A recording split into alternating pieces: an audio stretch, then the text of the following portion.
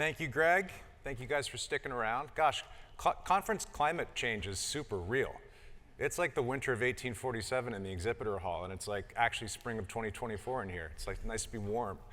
My name's Adam. I'm with Foresight, and we have built the first operating system for the private market. But before I show it to you, I want to give you a little history lesson on the private market. So if we went back 10 years ago, the private market was probably valued around $9 or $10 trillion. And if I were a bank looking to lend to a company, or a big company looking to buy a smaller company, or a venture or private equity firm or a pension fund looking to invest in a company, my sourcing, prospecting, and diligence process would look something like this. I'd basically go to Google, Google something, look for a pretty logo, maybe go onto LinkedIn and see that the founder at least follows Stanford Business School, and then I'd probably write a check, right? These days, not so much. These days, there is torrents and torrents of data coming from independent sources. Hundreds of different data vendors have been set up. There's cap table providers. There's fund accounting systems. So the influx of data into the private market is significant. And there's also been a significant shift in the market from kind of a cottage business to more of an institutional asset class. So in the last couple of years, there's been lots of point solutions that have popped up to help manage different stages of the life cycle. But there's been nothing that has sat across the entire landscape of data, from sourcing to diligence to portfolio management, that's brought it all together. And that's what we've done. We built a software platform that uses AI, actually really uses AI. I think there's actually a drinking game happening right now that if somebody says AI, you have to drink, so you guys need to drink. So we use AI to bring together all these different data feeds into a common infrastructure. And on top of that infrastructure, we've built products for data-driven sourcing, for diligence, and for portfolio management. So why don't we take a quick look? So what I have up on my screen right now is our sourcing product. And if I've subscribed to 10, 12, 15 different data feeds, all of those data feeds have been connected to our software via API. And each one of those feeds is visualized onto our product in the perfect place. So I've created a list of niche VCs, so specialist VCs. So any business that they've invested in has been consolidated and standardized into a list here. So this first one I'm looking at is called Lunar Crush. I see that it's a cryptocurrency intelligence platform that unites social media financial insights with digital. Sounds interesting, but I'm terrified of crypto, so I'm going to pass on that. Let's take a look at DFNS. This one looks a little more promising. It says something about digital asset management solutions. Sounds awesome. I'm going to add that to my pipeline.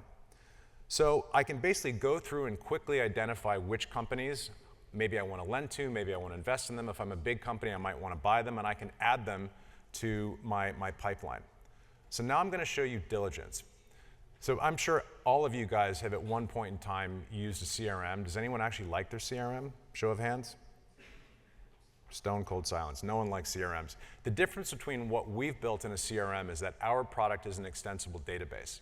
And what that means is that if you have 50 different sources of data, you can bring that into our diligence product and actually create what's called a knowledge graph. So rather than having columns that there's no way of figuring out how they relate to one another, you can actually see a three-dimensional view of a company in our diligence.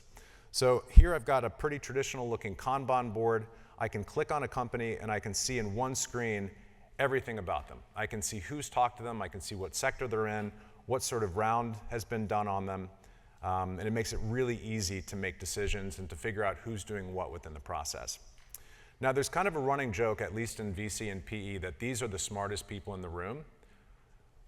Debatable whether it's true, but with this product, you actually are the smartest person in the room. So what you're looking at here is a combination of different data sets about 3 different companies.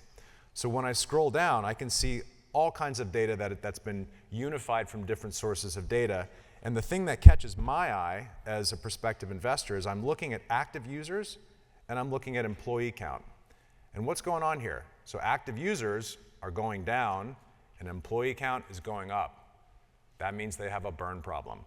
So if I'm about to go into a board meeting, I at least know a couple of questions to ask that everybody else in the room is going to go, oh, wow, he's definitely the smartest person in the room. So going into portfolio reporting, and this is a product that's predominantly geared for VC, PE, anyone who's made an investment in a private company, I've got this beautiful dashboard that of course first gives me all of my headlines. I see my IRR, I see my MOIC, I see my total investment, my total unrealized value. I can see my asset allocation, so what sectors I'm invested in. I can see my MOIC by sector. And then when I scroll down, this is really the heart of our product when it comes to portfolio management. Each one of these columns represents a unique data source.